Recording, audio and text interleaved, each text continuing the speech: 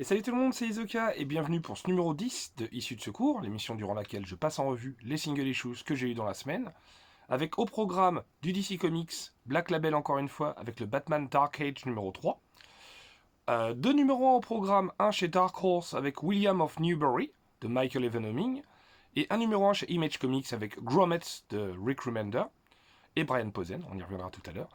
Et puis on continuera avec le numéro 2 de Drawing Blood chez Image Comics, toujours chez Image, le numéro 3 de Napalm Lullaby, le numéro 4 de Six Fingers, et pour terminer, le numéro 10 de Roll Tree.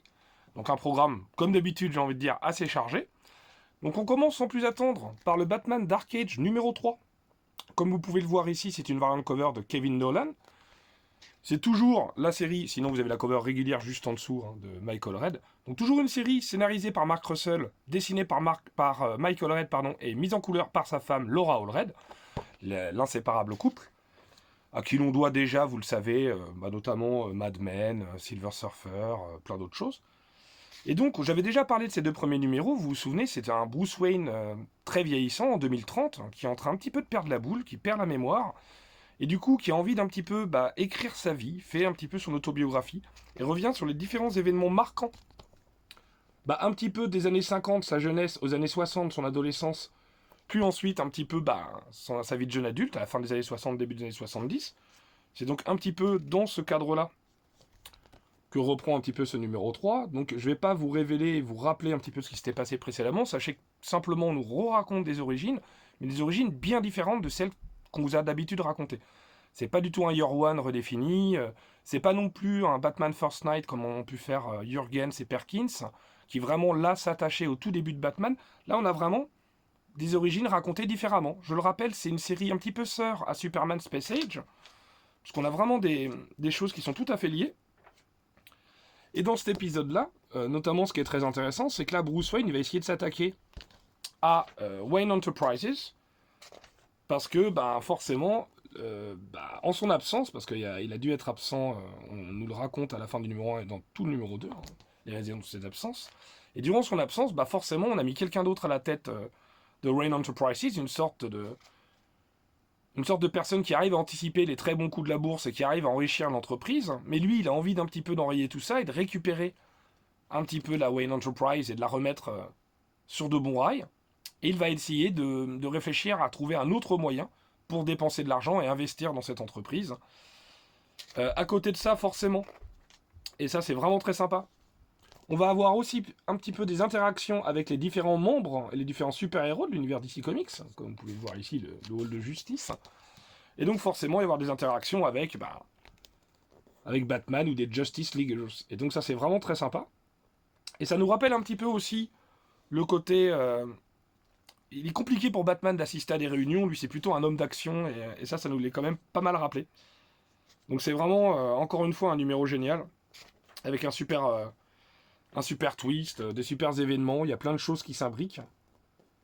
Et c'est de plus en plus intriguant, on arrive progressivement vers une date fatidique, qui est un petit peu comme une espèce d'annonciation de fin du monde, ou en tout cas de grands changements et de bouleversements dans le monde et dans cet univers de DC Comics. Donc c'est passionnant, c'est génial. C'est en 6 numéros, donc on est à la moitié là. J'ai vraiment hâte. Donc 6 numéros de 48 pages, donc c'est assez costaud. Et c'est vraiment super, un super cliff en 2 parties, vraiment génial. Toujours ces allées-venues entre ce qui nous est raconté, et puis on revient de temps en temps en 2030 avec ce vieux Bruce Wayne qui raconte son récit et qui écrit ses mémoires. Vraiment, encore un super numéro, un énorme coup de cœur ce Batman Dark Age, depuis le début. C'est génial, donc vivement la suite et vivement le numéro 4. On enchaîne avec un numéro 1, cette fois un numéro 1 chez Dark Horse Comics. Un numéro 1 dont on avait parlé il y a quelques semaines, voire maintenant quelques mois, au tout début d'Encre de Bulle, donc vous savez, l'émission à laquelle je participe sur la chaîne de Mindphobia, qui est maintenant tous les mercredis en live, n'hésitez pas à venir passer nous voir, ça nous fait toujours plaisir. Et on avait parlé rapidement lors des sollicitations, du coup, de William of Newbury, de Michael Evan Oeming, qui fait absolument tout seul. Il fait le scénario, il fait le dessin et la colorisation. Donc j'avais été tout à fait happé à la fois par le nom de l'auteur et puis cette couverture un petit peu façon aquarelle en décor que je trouvais très chouette, avec cette espèce de raton laveur aventurier a priori. Eh bien, je vais vous en dire plus dans quelques instants. Mais tout d'abord, Michael Evan Oeming, que vous connaissez peut-être, qui a notamment travaillé sur Thor, Ragnarok notamment, c'est lui qui l'a scénarisé. Il a travaillé notamment pas mal chez Marvel, il a fait pas mal de choses. Et puis récemment, il a dessiné la série Blue Book, scénarisée par James Tynion IV, également chez Dark Horse. Blue Book, alors je ne l'ai pas encore lu ni acheté, mais il va falloir que je me penche dessus, parce que je suis un grand fan de James Tynion IV et de ses écrits, notamment en indépendant. Et apparemment, c'est une succession de témoignages et de récits sur tout ce qui est un petit peu surnaturel, ovni, UFO, tout ça. Donc ça a l'air assez intriguant, et je pense que j'irai jeter un œil. Donc je vous en reparlerai à cette occasion. Donc voilà, William of Newbury, finalement, donc on parle de William dans l'abbé de Newbury, parce que William, c'est un prêtre. Enfin, c'est un moine, plus exactement. Voilà, c'est un moine, et une sorte de moine exorciste. Et c'est ça qui est vraiment très intéressant. On est dans le XIIe siècle. On se base un petit peu sur une légende anglaise. Et, si vous voulez, dès le départ, hein, ça commence comme ça. William est appelé, en fait, par différentes personnes pour tenter de chasser des démons ou des espèces de spectres, soit vengeurs, soit des gens qui ne veulent pas quitter notre plan d'existence. Et du coup, voilà, c'est une sorte de moine exorciste. Sauf que il se fâche un petit peu avec l'Église, hein, parce que l'Église, elle, tout ce qui l'intéresse, c'est d'un petit peu enrichir ses supérieurs. D'ailleurs, c'est ce que William leur reproche, en imposant soit des taxes, soit là, on parle de commerce de la laine, comme commerce principale source de revenus pour l'Église. Et du coup, William essaie de négocier, lui, un moyen de transport, donc un poney, pour se rendre à un autre endroit où il doit effectivement également effectuer un exorcisme. Parce que lui, c'est vraiment ce qui l'intéresse, c'est tout ce qui est inexplicable, démons, spectres, morts-vivants, des choses comme ça. Donc déjà, ça, c'est assez intriguant. Et comme vous pouvez le voir, le dessin de Michael Evan Hemming, au départ, il m'a un petit peu perturbé parce que je m'attendais à quelque chose de beaucoup plus aquarelle et tout, et en fait, ça fonctionne très bien. On est assez immergé dans ce récit. Donc comme vous pouvez le voir, ce sont tous des animaux anthropomorphes. Hein. Et on a vraiment quelque chose qui fonctionne bien, on est plongé dans ce XIIe siècle, dans cette Angleterre du XIIe siècle, avec ses décors, ses tavernes, et cette aventure qui va se faire progressivement, avec justement... c'est William qui va trouver des compagnons d'infortune. Je dis des compagnons d'infortune parce que vous verrez dans quel cadre ce groupe est un petit peu forcé d'être ensemble, et puis ensuite, ce qui va certainement peut-être devenir un duo. Donc vraiment, ce William of Newbury, c'est assez intriguant, c'est très sympathique. C'est assez original, donc on se base sur une légende anglaise, comme je vous le disais, et puis vraiment, moi je boude pas mon plaisir, c'est assez chouette, assez intriguant, un bon petit cliff. Et on se demande un petit peu où on va aller, à quel point on va embrasser le surnaturel et à quel point il fait partie de ce récit. Mais honnêtement, ça fonctionne très bien. Donc moi, c'est vraiment un numéro que j'ai beaucoup apprécié. Donc William of Newbury, franchement, jetez-y un œil. Voir si ça vous plaît, parce que je peux comprendre aussi qu'on soit pas forcément convaincu par le style de dessin. Mais moi, j'ai franchement très apprécié ce numéro 1. Donc à suivre, William of Newbury chez Dark Horse. On enchaîne avec un autre numéro 1. Cette fois, c'est Gromets. Gromets dans le label Giant Generator, qui est un petit peu le label de Rick Remender. Donc justement, c'est scénarisé par Rick Remender, mais également par Brian Posehn. Brian Posehn, si je dis pas de bêtises, c'est quelqu'un qui a fait un petit peu de stand-up. Il avait notamment coécrit Deadpool avec Jerry Duggan, là, voilà, lors du Marvel Now, si je dis pas de bêtises. Et au dessin, on a Brett Pearson, je crois que c'est ça, c'est comme ça qu'il s'appelle, voilà, Brett Parson, pardon. Et les dessins sont vraiment très intrigants, très en rondeur. Moi j'aime beaucoup, il y a un côté très cartoony, très criard, assez exagéré, presque caricatural, un petit peu à la Mad, si vous voyez ce que je veux dire. Et on est vraiment justement dans ces années 80. Donc il y a peut-être une part un petit peu autobiographique de l'environnement, de l'enfance des Remender, parce qu'effectivement, la scène commence à Sacramento, donc la capitale de la Californie, en 1984. Et voilà, donc on parle d'un jeune garçon, en fait, qui vient de déménager, hein, qui vient de San Francisco, et qui arrive, en fait, justement à Sacramento. Donc c'est un petit peu la découverte d'une nouvelle école. Hein, va-t-il se faire des amis, un petit peu voir quels sont les différents hobbies ou activités à la mode. Et lui, son truc, c'est le skate. Hein. Vraiment, il est passionné de skate, donc il veut essayer de se trouver des amis autour de cette passion commune. Et on va voir qu'effectivement, toute cette référence, ces références aux skaters, ces références à cette espèce de geek culture de l'époque, un petit peu underground, qui est vraiment très sympa. Les dessins sont hyper dynamiques. C'est vraiment très chouette, c'est très nerveux. Alors effectivement, moi je suis pas, moi j'avais des potes qui étaient férus de skate et je traînais un peu avec eux. Et moi j'étais absolument pas un casse-cou et j'étais absolument pas un skater. Mais on retrouve une ambiance qui est vraiment chouette, hein, qui est super agréable. Et donc on se dit bon bah on va suivre des jeunes skateurs, ok c'est cool. Mais vous allez avoir, alors là je peux pas vous le montrer puisque c'est vraiment tout le sel et tout l'intérêt de cet épisode, mais on va avoir vraiment un retournement de situation qui est un peu étonnant, qui n'a rien à voir avec l'intrigue réaliste, plutôt réaliste des années 80 avec ces jeunes gamins qui jouent au skate, même si elle est un petit peu grossière comme je vous le disais avec ce trait un petit peu caricatural. Mais on a vraiment un cliff qui est étonnant, on a vraiment quelque chose comme une intervention extérieure. On a l'impression que c'est comme un cheveu sur la soupe, je pense que non, je pense que forcément il va y avoir des conséquences en fait à ce petit twist. On a même hop, la petite couverture du prochain numéro. Donc visiblement, les filles vont se joindre à la fête. Les filles peuvent également faire du skate, évidemment. Donc vraiment, ce numéro 1 de Gromets, ça se lit assez facilement, de manière assez agréable. Il y a quand même ce petit retournement de situation, ce petit twist qui est très étonnant. On se demande ce qui va se passer. Le cliff est assez drôle, avec une image à la fois choc et rigolote. Non, c'est un bon numéro 1, Gromets. Je me demande vraiment à quoi on va s'attendre, donc à suivre. Je suis assez curieux et je vous ferai évidemment part de retour lors de lecture des prochains numéros. Voilà, on enchaîne avec, maintenant on va même terminer avec 4 séries d'Image Comics. Image Comics, vous le savez, qui est mon principal pourvoyeur. Vraiment, j'aime énormément cet éditeur. Il propose énormément de choses et des choses très variées. Mais là, c'est que des suites. Donc, le numéro 2 de Drawing Blood, rappelez-vous, on en avait déjà parlé, j'avais énormément aimé ce numéro 1. Scénarisé par Kevin Eastman et David Avalon. Et dessiné par Ben Bishop et mise en couleur par Brittany Peer. Drawing Blood, on en avait parlé déjà, c'est l'histoire de Shane Books, qui avait connu un petit peu son heure de gloire en créant un comics, en créant notamment ces 3 personnages-là, que nous voyons ici. Là.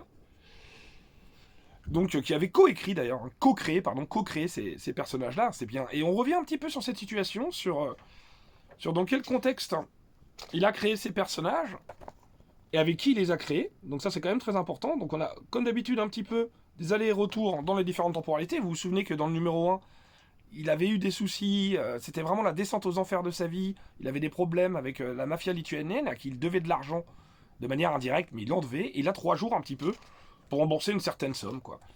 Et vous le savez, il est un petit peu producteur d'une comédie musicale. Une comédie musicale qui est finalement l'adaptation de Metropolis de Fritz Lang, donc rien que ça, hein, c'est quand même assez ambitieux. Et visiblement, ça n'a pas l'air de fonctionner des masses. Il y a quelques petits couacs dans la production, on va dire. Et à côté de ça, on a vraiment... ça continue encore une fois avec à la fois un petit peu ces flashbacks dessinés de manière assez différente. On continue avec l'intrigue principale, à savoir comment va-t-il faire pour réunir les fonds. Et puis à côté de ça, on continue à avoir un petit peu cette part de délire dont on vous avait parlé dans le numéro 1, où on a l'impression que cette création lui échappe, ou un petit peu veulent lui parler pour dire mais réutilise-moi quoi. Parce que le truc c'est aussi ça, c'est l'artiste qui a vraiment vécu sur un énorme succès, et qui du coup a tout dilapidé, hein, forcément, il a vendu les droits d'exploitation, tout ça pour gagner quelques millions. Enfin quelques millions c'est déjà pas mal, mais vous voyez ce que je veux dire, c'est-à-dire que c'est quelqu'un qui n'arrive plus à retrouver l'inspiration, et en fait il a l'impression que chaque projet qu'il va proposer ça va aussi bien cartonner que sa toute première réussite. Malheureusement non, ça fonctionne pas de la même manière. Donc on a à la fois un être désabusé qui a perdu un petit peu ses illusions de réussite, et en même temps on a ce personnage là qui arrive, qui est une sorte de chanteuse qui arrive. Donc c'est marrant parce que ils font un casting pour une blanche blonde, et on a cette jeune fille noire brune qui arrive et qui crève l'écran, qui chante de manière magnifique. Et là, on a peut-être un petit peu le coup de foudre pour Books. Donc c'est peut-être pour ça aussi qu'elle apparaît sur la couverture. Donc on a cette petite lueur d'espoir dans vraiment cette avalanche de merde qui lui tombe dessus à Bookman. Donc et à la fois toujours un petit peu ce côté délire de création. Et voilà, tout indique que tout le monde veut qu'il reprenne les crayons, mais lui est persuadé qu'il en est incapable. Donc on a vraiment ce côté confiance en soi ou pas, les choses qui nous échappent, est-ce qu'elles nous appartiennent ou non. Enfin, il y a pas mal de choses qui sont très intéressantes, avec évidemment l'intrigue principale, à savoir cette dette qu'il doit absolument payer au péril de sa vie. Donc vraiment ce Drawing Blood c'est passionnant, ce sera en 12 numéros, on prend son temps, on fait des allées et venues. Le cliffhanger est un petit peu... il désarçonne, il perturbe un petit peu, on se demande ce qui se passe au niveau des temporalités. J'ai été un tout petit peu perdu, il a fallu que je relise un petit peu le numéro 1 pour me rafraîchir la mémoire et pour comprendre à quel point ça fait corps, mais globalement, vraiment, Drawing Blood, c'est mon coup de cœur avec Dark Age cette semaine. C'est vraiment une excellente série, une totale réussite. Donc à suivre. On continue avec le numéro 3 de Napalm Lullaby. Je vous avais parlé des 2 premiers numéros de Napalm Lullaby il y a de ça quelques émissions. Donc scénarisé par Rick Remender, décidément on en parle encore. Dessiné et mis en couleur par Bengal, Cocorico, vous le savez, c'est un artiste français. Ils avaient déjà œuvré ensemble sur Death of Glory, dont je vous avais déjà donné mes quelques impressions. Et là, ils sont à nouveau ensemble, de retour. Et là, si vous voulez, on va vraiment avoir un numéro à dominance jaune, blanche, vraiment des couleurs qui rappellent le divin, qui rappellent la pureté, qui rappellent un petit peu presque le transcendantalisme, quelque chose de au-delà, de spirituel. Et on suit cette petite famille, donc Sam, Sarah et leur père, qui donc s'infiltrent un petit peu dans une sorte de paradis, en fait, quelque part, de paradis pour certains initiés. Et c'est ce qui faisait que ils se sont munis d'un accessoire indispensable et nécessaire pour pouvoir accéder à cet endroit. C'est ce qui expliquait un petit peu notamment le numéro 1, comment ils avaient mis la main sur cet accessoire. Le numéro 2 nous montrait un petit peu la relation familiale.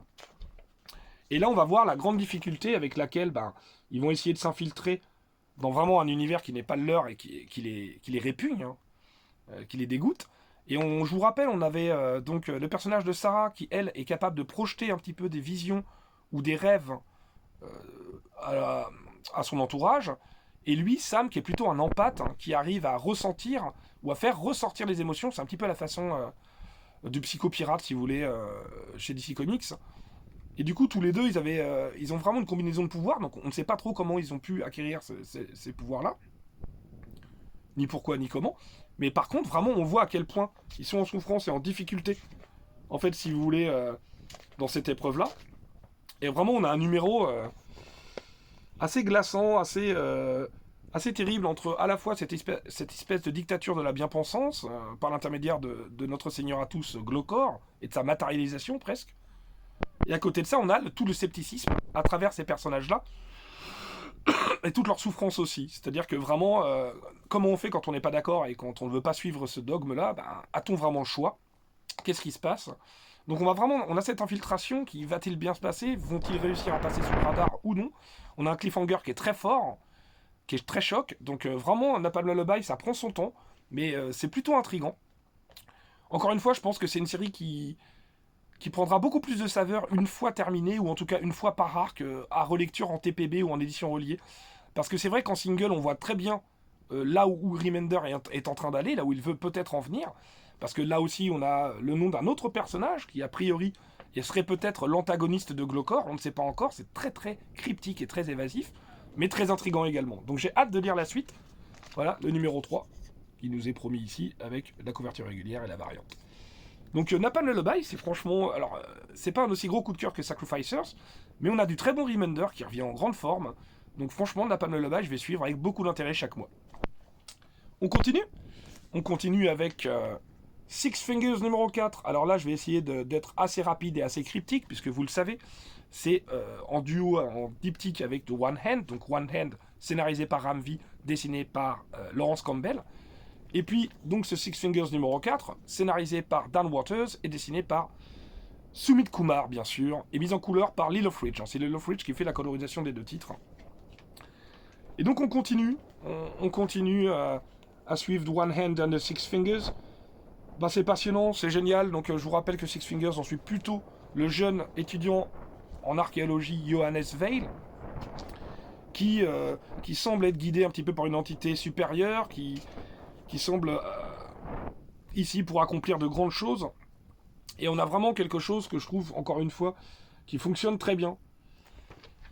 Qui est à la fois la suite de One Hand numéro 4 et de Six Fingers numéro 3. Donc je vous le rappelle, c'est vraiment des points de vue différents, des angles différents pour finalement raconter un petit peu la même histoire.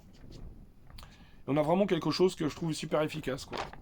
Encore une fois, c'est hyper efficace, on avance bien, c'est passionnant. Alors, je peux pas trop vous parler de l'histoire, mais sachez qu'on a toujours Johannes qui a trouvé une alliée. Et on va avoir forcément, encore une fois, cette espèce de destin qu'il doit accomplir sans forcément en comprendre les tenants et les aboutissants, toujours avec ces histoires de symboles et de langage que seuls quelques initiés peuvent comprendre. Enfin, toujours aussi passionnant, donc je vous en parle vraiment très rapidement, avec toujours la suite, avec les derniers numéros de chaque série, le One End numéro 5 et le Six Fingers numéro 5 qui vont clore cette série.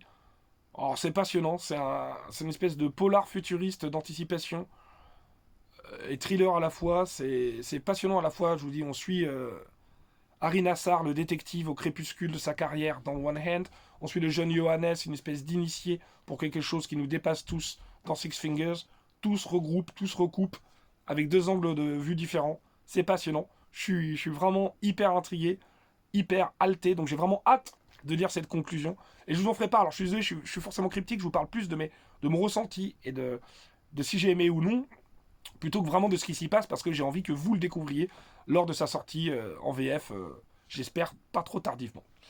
Donc voilà, voilà pour Six Fingers numéro 4, toujours aussi bon. Et on termine par World Tree numéro 10. World Tree, que j'aime énormément également, série toujours scénarisée par James Tynion IV, donc un de mes auteurs préférés, hein, faut-il le rappeler. Dessiné par Fernando Blanco, qui fait vraiment un travail incroyable là-dessus, et mise en colorisation par Jordi Belair, bien sûr, une grande coloriste qui n'a plus ses preuves à faire, tout simplement, parce que elle a œuvré sur énormément de comics, avec beaucoup de succès. Donc là, ce qui est très intéressant dans ce numéro 10 de World Tree, c'est que il prend le lecteur un petit peu à contre-pied, parce que enfin, on a la suite d'un cliffhanger qui date, je ne sais plus, du 6 ou du 7, parce que on avait fait une longue parenthèse pour expliquer un petit peu les conséquences d'un événement très important, et notamment un petit peu la répartition des tâches à venir sur les compagnons de Gabriel Winter. On était vraiment là-dessus, avec un va-et-vient de temporalité pour expliquer un petit peu l'origine de l'Undernet, et un petit peu de comment chacun des personnages voyait qu'est-ce que représentait l'Undernet pour eux, comment on pouvait le combattre et comment on pouvait l'utiliser. Enfin, c'était vraiment passionnant. Et là, on revient sur un cliffhanger qui nous avait été installé, avec notamment la situation de Ellison. Et oui, ça faisait longtemps qu'on n'avait pas vu Ellison.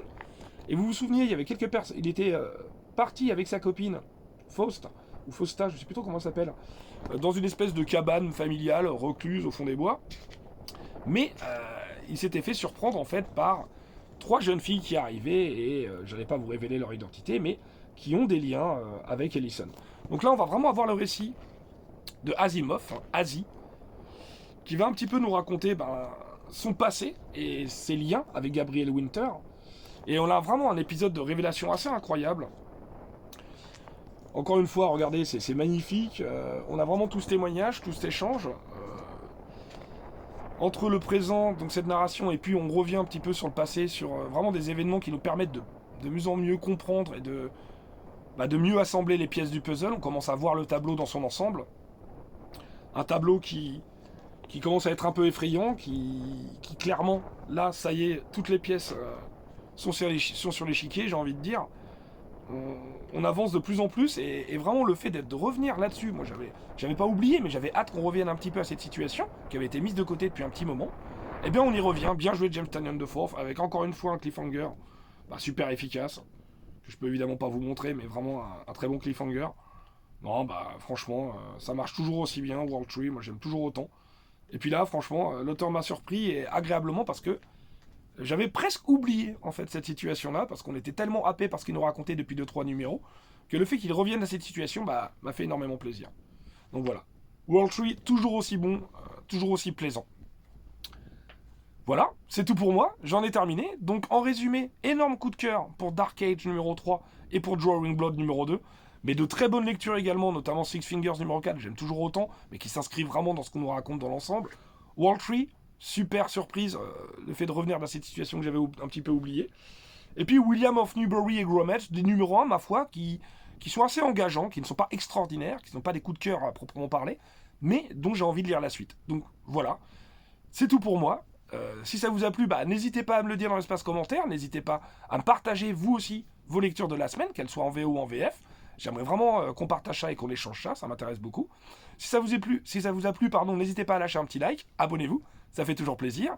Et puis quant à moi, je vous retrouve mercredi prochain pour le live d'Encre et de Bulle, et à dimanche prochain pour un prochain épisode de Issue de Secours, ou de La Palle du Devoir, ou peut-être encore un autre format, on ne sait pas.